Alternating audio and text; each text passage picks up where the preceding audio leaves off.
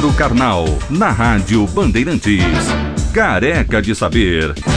Professor Carnal, achei que hoje não ia dar tempo de só conversar conosco aqui, professor. Boa noite. Não, já desci do avião, boa noite, já estou em Congonhas, de volta a São Paulo. Uma boa noite a todos os nossos ouvintes. Deixa eu contar para o nosso ouvinte, quando a gente fez a primeira ligação para o professor Carnal, o Lucas, nosso produtor, falou, não, o professor está entrando em voo, acho que não vai conseguir entrar com a gente. Falei, bem, mas quem sabe a hora que ele colocar o pé em terra já dá, e que bom que deu certo, viu, professor? Coloquei, era um voo curto de Joinville para cá, é um voo de 50 minutos, menos aí.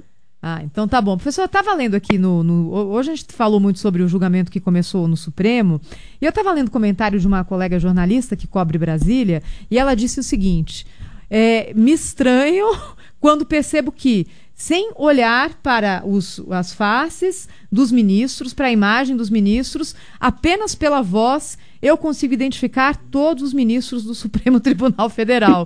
Aí eu pensei, puxa, eu não chego a tanto, né? Não cubro Brasília, mas digamos que uns 80% eu consigo. Tem alguma coisa errada com isso, professor? Tem uma hipertrofia da justiça, uma hipertrofia do papel do Supremo Tribunal Federal, tem um excessivo protagonismo da ação dos juízes, não que o Supremo não seja fundamental, ele tem poderes constitucionalmente definidos. O problema é que, nesse momento, a todo instante, a imprensa ajuda nisso, a estabelecer um protagonismo ainda maior, porque tudo de acidente de trânsito, a briga de condomínio, de mandato de presidente, até julgamento para referendar delações, está tudo parando no Supremo. O Brasil hoje não tem um Supremo, mas um tribunal único, porque tudo vai parar lá. A palavra final é da justiça pela Constituição. A palavra final tem que ser da justiça. Porém, todo mundo está dando palavra final ao Supremo, os juízes estão se adaptando a isso, e como eu lembrei esses dias num artigo, Rui Barbosa, na oração aos moços, já pedia que as pessoas não dessem tanta preocupação com a propaganda dos juízes. Isso foi em 1920.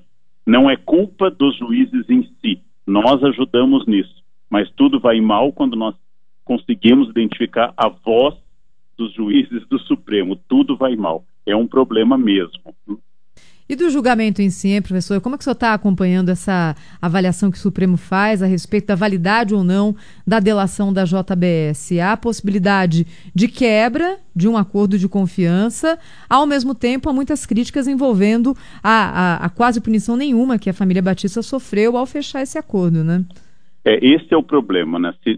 Todo mundo sabe que se nós quebrarmos a delação e dissermos não é válida, não se pode obter perdão de crimes graves que a família Batista fez e continua fazendo, e nós quebrarmos isso, nós pomos em risco todo o processo de delações premiadas, nós colocamos em risco todo o processo de obtenção de provas através da delação premiada, que é um dos pilares, para o bem e para o mal, da atual forma de investigação. Por outro lado, garantir através da delação premiada que criminosos, corruptores, sem caráter, autores de propinas variadas, destruição da ética pública e privada, escapem e fiquem vivendo vida luxuosa, porque denunciaram bandidos, sendo também eles bandidos, é também difícil. É uma sinuca de bico. Eu, sinceramente, não saberia o que preservar. É uma escolha de Sofia. Seja qual for o resultado, é muito complicado para a nossa política e para a nossa ética nacional. Quebrando a delação, nós quebramos todo o sistema, ninguém mais vai confiar em delação. Não quebrando, nós deixamos que criminosos declarados estejam na rua, ricos, felizes, sorridentes e bem-sucedidos. É muito difícil, eu não sei se alguém tem uma solução clara, se vocês ou os nossos ouvintes têm uma solução clara para essa questão, né? Difícil, né? Professor Carnal, mudando de assunto e aproveitando aqui a sua síntese para outro assunto que nós trouxemos aqui hoje de manhã em primeira mão na Rádio Bandeirantes, uma procuradora do estado que foi presa, suspeita de atropelar um ciclista, bater num táxi. Segundo os policiais, ela estava alcoolizada, xingou os policiais, disse que jamais eles teriam um carro igual o dela e agora a defesa dela está alegando que não foi nada disso, mas é o que consta por enquanto no boletim de ocorrência, a polícia vai apurar esse caso. Mas pegando aqui esse caso, para citar mais uma vez essa atitude de algumas autoridades que acham que estão em cima da lei, nós vamos continuar convivendo com isso, mesmo depois de Lava Jato, de operações grandes que acabaram desbancando muitas autoridades no país?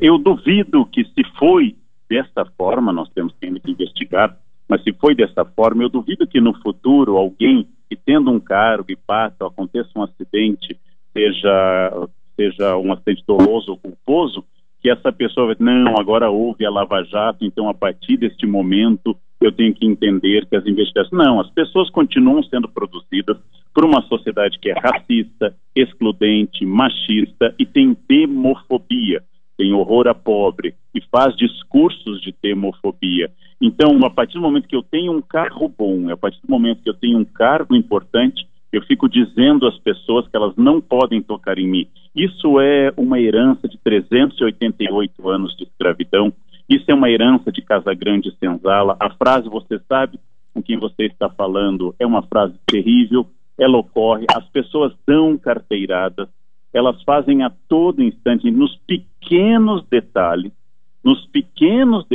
as pessoas acham que existem exceções. George Orwell, quando fez o lindo livro A Revolução dos Bichos, The Animal Farm, ele coloca que os animais derrubam os humanos da opressão e, de repente, eles implantam uma lei. Todos os animais são iguais, mas alguns animais são mais iguais do que os outros. Então, essa é uma questão que vai permanecer entre nós. Agora, cabe à opinião pública, à imprensa e à justiça, se foi assim, coibir. Todos os seres humanos estão submetidos a erro. Procuradores, juízes, professores, intelectuais, todos podem beber além da conta, podem usar mal o seu veículo e têm que arcar com as consequências disso.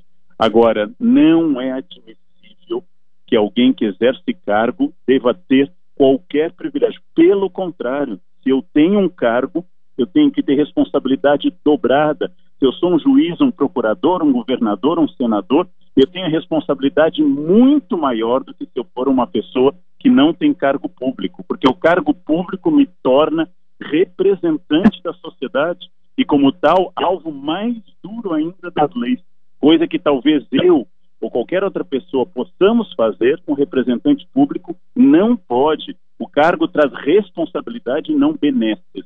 O cargo traz muita capacidade de responder ao público e não benefícios e isenções.